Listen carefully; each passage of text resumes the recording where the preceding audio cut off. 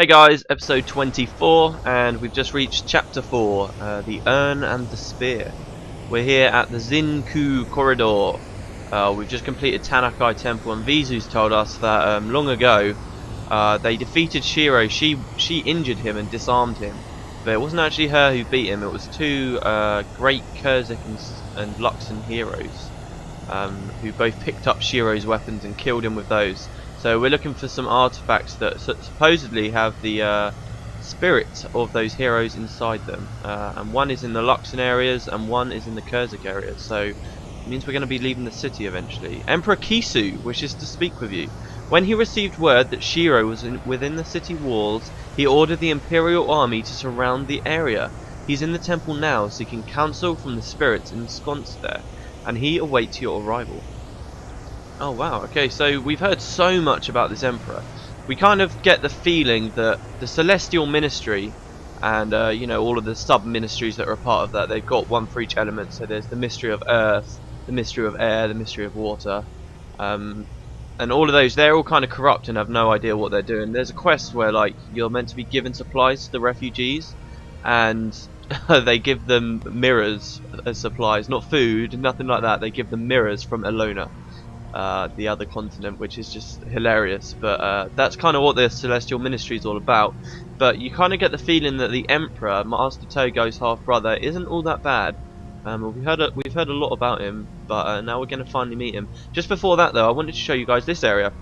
In the previous series we were at a place called Temple of the Aegis, and once you descended, if you went to Temple of the Aegis, it was just a big outpost where you could see a statue of all the gods, just like this place.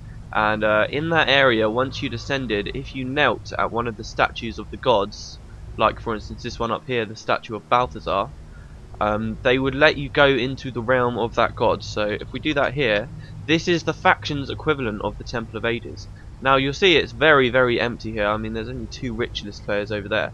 I think the idea originally was... oh, he disappeared again. I think the idea originally was that because each of these games was a standalone campaign, everyone from factions would need their own area. But as times worked out, it kind of seems that people who only bought factions seem to not really play the game anymore, or anyone who still does probably has prophecies as well.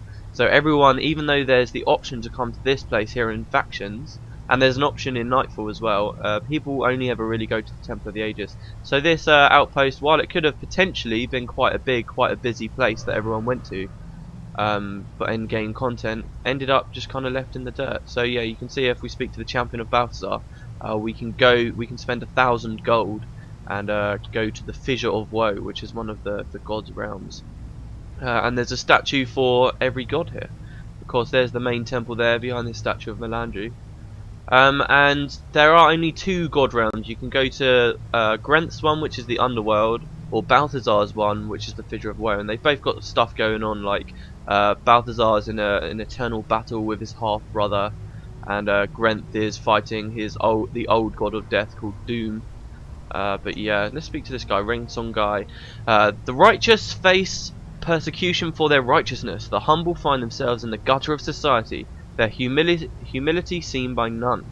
Yet the brave fight for us all. This is the path the gods have chosen for us, and so we follow. The road is treacherous, and the goal is not always within reach, but you will never walk the path alone. What troubles you, my child? I am but a humble servant of the gods, but what knowledge I possess is yours to command. How old is this temple? Before the construction of Tanakai Temple, which is just over there, this humble hill, for it was a hill before the growing city swallowed it, was one of the first great sites of worship in all of Cantha. Another ancient site is located in what is now called Nafwi Quarter. So these have both kind of been absorbed. Do you prefer this hill to the Tanakai Temple? Each place has its purpose, every purpose has its place. Do not suppose Tanakai is less than sacred simply because it is young. Nevertheless, the ground upon which we stand is perhaps the best place in all of Cantha to become closer to the gods. Teach me about them. There are those who believe the gods only watch over those who choose this profession or that. So many warriors who revere only Balthazar. So many rangers who serve only Melandru. Assassins or ritualists bound to the service of Grenth. Yet this is short-sighted, for no human can see into the minds of the gods. Each deity has something to offer everyone, and every profession. Approach the statues and learn for yourselves. So we already read the scriptures last series, so I'm not going to read them again. If you haven't seen the last series, you're not really missing out. It just kind of describes the first followers of the gods. So yeah, this was the Zinku corridor. We'll read that description in a minute, but I want to go out and see the Emperor. So we're going to go back out to Tanakai Temple, but not as a mission anymore. We're going to be going out here as an explorable area and see what's going on. So now that the plague's been freed from here, you'll be happy to know that the temple guardians aren't going to be fighting us anymore. And Master Togo's here. He says, the time you disobeyed me and went after that bandit, I ordered you to confine yourself to the monastery, but you were having none of it. Ah, he's here talking to Brother Menlo. Your father had warned me of your hot-headedness, but that was the first time it ever manifested between us. Haha, but not the last. Yes, my father thought the monastery might whip me into shape. I'm glad he's here to heal me. Was he wrong, your father? I like these guys now that they're friendly. No, Master Togo, he wasn't. You taught me to find a middle ground between Duena and Balthazar. The teacher can do nothing if the student's eyes are closed, but yours were open, Menlo. You wanted to learn. So yeah, Menlo was originally from Ascalon, but his father sent him to the monastery a long time ago, and once he was finished there, he went back to Ascalon in order to witness the searing and all that stuff we saw in the last series. So here's the Emperor. He's actually here, and he's with Vizu. So let's speak to him. The Canthan Empire has seen dark times before, but I fear that Shiro brings a darkness no light can penetrate. Shiro's purpose here was to bind these heroic spirits into magical constructs and bend them to his will. If he had been successful, he would undoubtedly have become much more powerful. Once again, young hero, the Empire finds itself in your debt. I have spoken with Vizu and learned much from her. I believe I can help you gain access to the artifacts of which she spoke. Count Petrov Zuheltzer of the Kurziks has sent his people here to begin arbitrating annual terms of war between his people and the Luxons. I will attend to that, and while I do, you will take the opportunity to speak with his daughter, who is travelling with them. If she were made to understand the importance of our mission, I believe she would persuade her father to help us. Find my attendant, the one known as the Emperor's Voice, and he will give you further instructions. Okay, so we're going to the Echo-Vowed Forest first, it looks like. Vizu says, thank you for freeing me from Shiro's bonds. Now that this place is safe again, you may visit whenever you wish to consult with me or any of the other heroes of Tanakai Temple. Let's read the stone pedestal. Just this one. 200 years ago, a young but talented assassin known as Vizu gave her life protecting the Emperor. While attending the Harvest Festival, Vizu chanced to lock eyes with the Emperor's main bodyguard, and what she saw there chilled her to the bone. Acting upon a premonition, she began to make her way through the tightly packed crowds and closer to the temple. Before she could reach it, however, an alarm was sounded, and she heard the sounds of a fight from the tower where the Emperor Angsayan was to have made his blessing to Duena. Using the tools of her profession, she shadow-stepped to the tower, where she saw Shiro standing over the Emperor's body, feeding off his life force. She called to him there, and then, using the last reserves of her energy, shadow-stepped behind him, digging her daggers into his shoulders. Vizu's brave move provided the Kurzik and Luxon champions the time they needed to get to the tower, and they finished off the betrayer using his own blades, which he had dropped when Vizu attacked. Unfortunately, Vizu was killed when Shiro's death whale washed over the lands in what... There's something wrong with my client, I guess, because it's not saying the last line, it's just a few words missing there. I think it's something like, Vizu was killed when Shiro's death whale washed over the lands in what would turn them all to stone and jade, or something like that. So, she said here just now that we could return here if we wanted. Oh wow, look, there's a... Oh no, that's the statue of Melandri. Yeah, we could return here whenever we wanted to consult the spirits. Now, there is no reason to do that, really, but if you do, after every single mission from now on in the game, all 8 of these spirits will have something different and something unique to say, which is just bizarre. It's just, and they just tell you basically where to go, but they all have unique dialogue and they all say something different. So you really can come back here constantly. Just keep coming back, and there will always be new things for them to say, which is just the weirdest thing that they've done, I think, so far in this campaign. Because I mean, it's always really clear where you need to go. It just feels like a bit of a waste and a bit of a shame that they spent so much effort doing all of that, and there really is no real reason to go back and see them.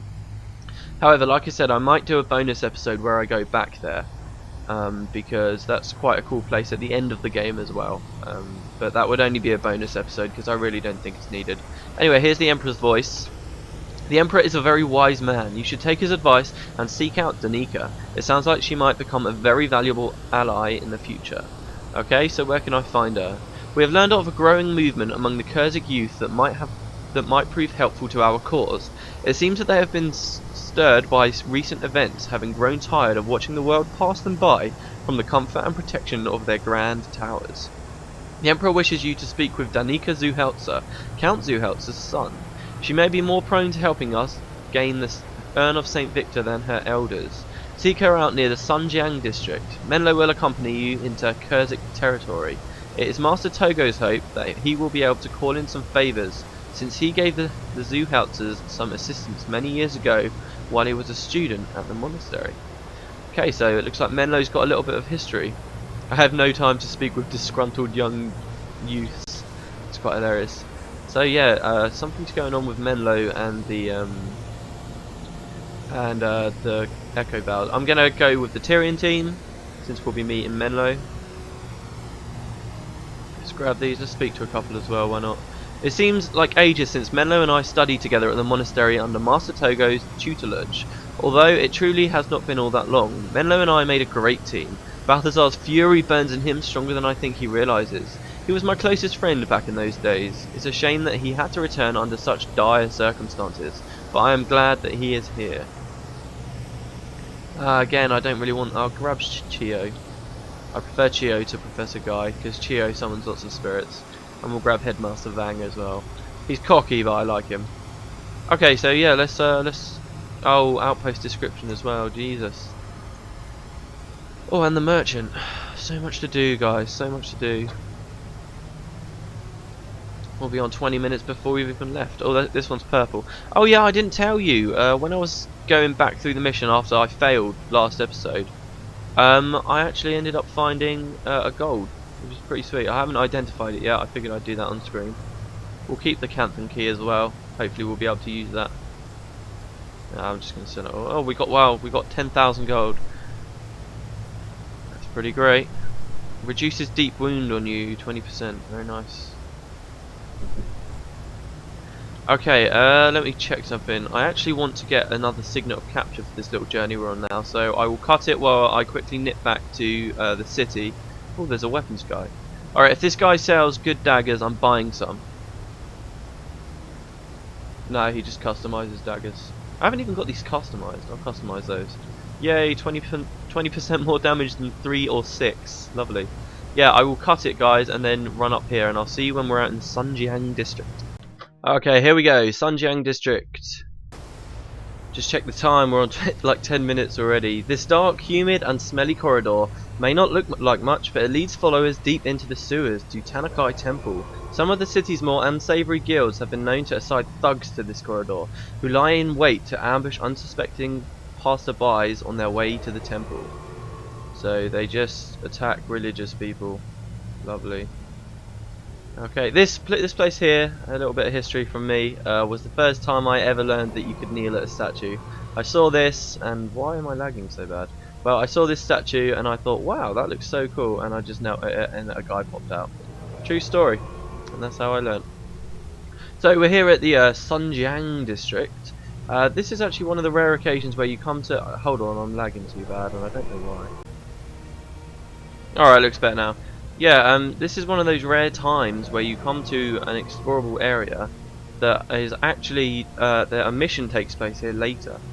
We won't go into the exact mission area, but it is quite a weird situation where later we will be coming back here and something quite serious is going to happen. But we won't learn about that for a little while. Not until the next chapter at least. So lots of Am Fah. I won't talk while we're killing them just so that I can speed this up a bit. So yeah, if you take a right down here, this isn't actually the way through for the quest, but if you take a right, you can come to this locked gate here, and this is where the actual mission takes place. There's loads of Afflicted, and you can see that there's some Shiroken there as well. Shiroken being significantly more dangerous than the Afflicted. We've seen how Chiro's trying to make them. So that is really quite a dangerous area down there, and we'll learn what's going on there later on, but for now it's kind of all sealed off. We're not allowed there yet. Not allowed. Okay, so where's Danika? She's not too far, just down there on the south. This is the quest where, you know, earlier I said if you went through that sort of hidden optional route through the burning city in the Napui Quarter explorable area. This is where that really pays off, because you can come here, speak to Danika, and then you can just map back to that outpost I was talking about called Martu Keep. You can just map there straight away, and you can complete this quest insanely quickly. So in the long run, going that route all that time ago really does speed this bit up. So if you're looking to get through fast, guys, then that's my suggestion to you. One little well-known fact. Okay, so there's another wall of the city. We never really get to go to that part of the city, funnily enough. Good example of how you've got the older city and then people start building over the top of it. Very nice example of that. Alright, so anyway, here's Danika. Over 2 Cantha guard corpses. There, I'm so sorry you had to see that. Shh, it's okay now. I promise. Hush now. They were sick, then they tried to eat me. Yes, I know, they were very, very sick, and they weren't themselves. They wouldn't harm you otherwise, but it's all over now, they are at peace. Mummy, shush, please, don't worry, I'll send someone to look after you. My father will send food and medicine, everything will be alright, you'll see, they're there. Wow, okay, so her parents just died. What does the kid have to say? Nothing. Okay. Danika, I am no longer content to remain in the protective confines of my society. My people think to keep evil at bay by reading signs and portents, performing rituals and blindly following the words of the Redemptors. But we are no safer from evil than our neighbours, and we are doing nothing to help. I simply can't sit still any longer. God, look at her face. We are here on a diplomatic mission. When I arrived, we heard rumours of a plague, but I had no idea. This poor child, I had to kill her parents right in front of her to keep them from eating her alive. It breaks my heart to see all these people suffering, and I wonder, can we Kurziks afford to simply stand by and watch? Is this what the gods would want us to do? Even if the plague never reaches Kurzik lands, do we not have a duty to help? For generations we have lived protective lives in our old stuffy towers. We don't make a move without months of careful prayer and deliberation. Well, personally, I'm sick of it. The time for careful deliberation is past. Of course I'll help you. Meet me outside the city gates. Excellent. Okay, so she's going to help us. And you guys are going to be quite, if you've not played, you're going to be quite shocked at her voice actor. She's widely regarded as one of the worst voiced characters in the entire game. So yeah, outside the city gates, this is where you could have mapped to Martu Keep, which is about here. You see, you would have gone through there and then just straight to there. But we can't do that, so we've got a nice long walk. If there's anything interesting I want to see, wow, it really is built up here. If there's anything interesting I see or want to talk about, I'll tell you guys.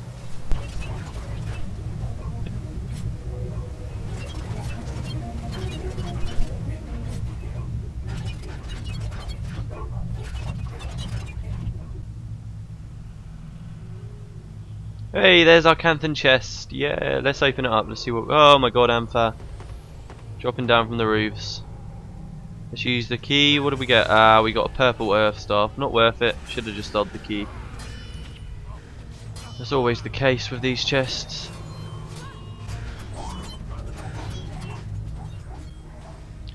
So yeah, back there you could kind of decide if you wanted to go on the left of the moat and fight the Am Fah, or go on the right and fight the Afflicted. I decided to go against the Afflicted. And here we are. This is Pongmei Valley. I don't know about you guys, but I've got quite depressed by the sight of the city. And here we go. At long last, we're about to leave it. I actually think we're still in the city just here. Yeah, and it's kind of got that Napui Quarter kind of feel to it, but if you look at the sky, it's very blue. I actually love the skybox here. All the time in this game, the skyboxes look really weird.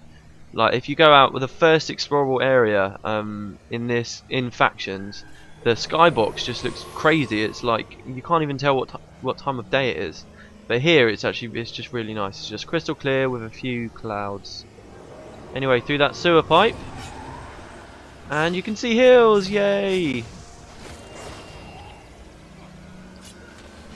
Now this explorable area is kind of a large-ish explorable area that kind of shows the border of the city, and then it also shows it also links to both the Jade Sea, which you can see is just here, and the Echo Valled Forest, which is just here. And separating the two at the top is this place here, and that's called Mount Kinkai. Actually, I think the mountain range is something else.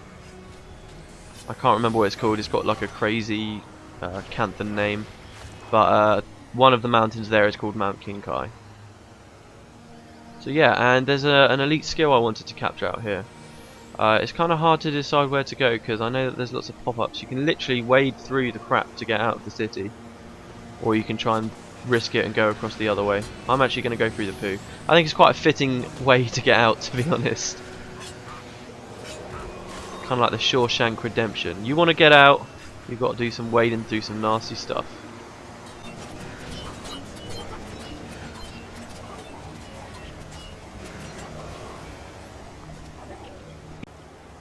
Yay, we got some yellow dye. Okay. So through the sewerage. Oh my god. See, look, this is what gets me. The Am Fah are just wading around in this. I mean, what the hell? You can see the water effects here don't exactly look like they should really have come out in this last decade, but there you go. Oh, you can see there I got a lunar token just a couple of episodes ago. Actually, I was talking about the Cantha New Year coming on. And I didn't realise that it was going to be so quickly. The event's actually going on right now.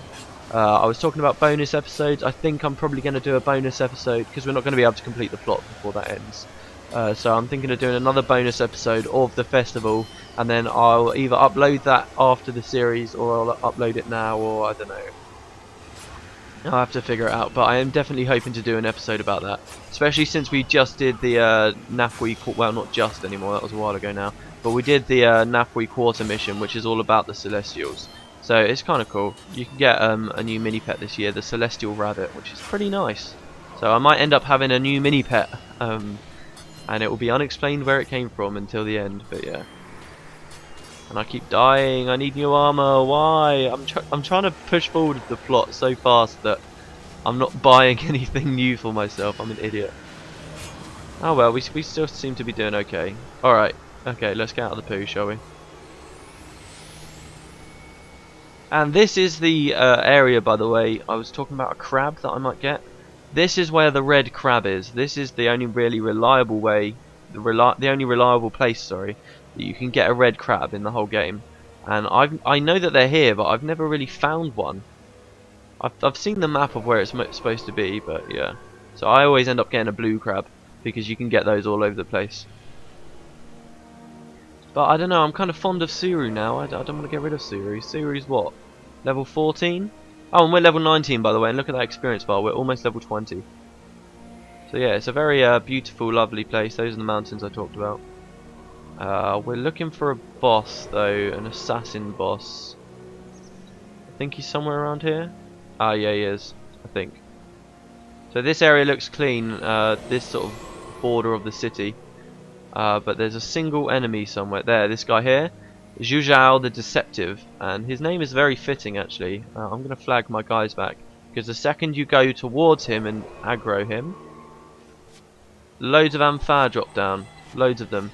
And also, if I'm not mistaken, oh, I believe I am mistaken. Yeah, I'm mistaken. There's an area here as well where loads of Jade Brotherhood come down as well, and you get this really... Oh, there's some Jade Brotherhood here. Yeah, and you can just kind of let the Jade Brotherhood... There, see, there's some here fighting the Am Fah. And you can just kind of let them all fight it out while you run away, which is pretty fun to do, but I can't be bothered with that.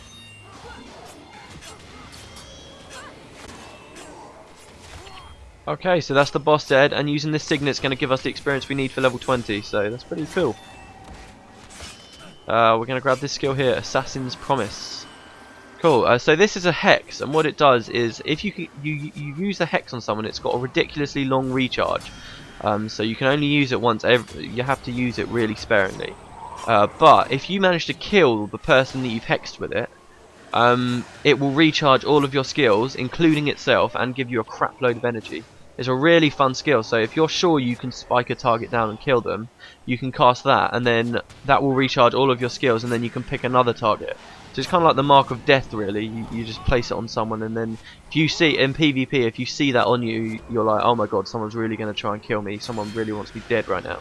It's a great skill, and I'm thinking of using kind of an interesting little new build, because I think this build's quite boring. We've been using it for a long time. It's just me spamming daggers.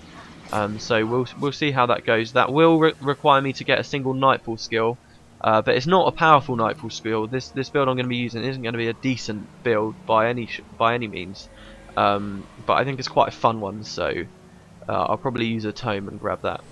So anyway, yeah, so we can spend our last attribute points. We got loads this time. I'm gonna raise Beast. Oh, and now we've got 10 unspent. That was bad. That was a stupid decision. We'll change that when we get to Martu Keep though, which isn't too far. It's just along this path now. Just groups of 2 Jade Brotherhood hanging around. And you can see the huge trees over there. That's the Echo Vale down there. The trees there, you'll see them. They are absolutely immense. It's crazy. I love it there. You look up and it's like the ceiling, the canopy of the branches is like half a mile up. Well, okay, that's a bit of an exaggeration, but it is ridiculously high. It's great. I kind of hope that in Guild Wars 2, you can like climb those trees and stuff, because this game doesn't really track the Z-axis very well, but Guild Wars 2 does. So you can have areas where you're climbing trees. Well, not climbing trees, but if you think about where the Sylvari start the grove, there's the huge pale tree and stuff like that. So yeah, let's speak to Danika. Actually, no, let's go into the Martu Keep first. Do you know what? I've spent so long blabbing on this episode, I might have to call that the end there. I was hoping to have completed this next quest, but it's just the way it goes. I might do another episode today, we'll see. We will see. Okay, so now Jammy's left as a henchman, because you can speak to her as an NPC here.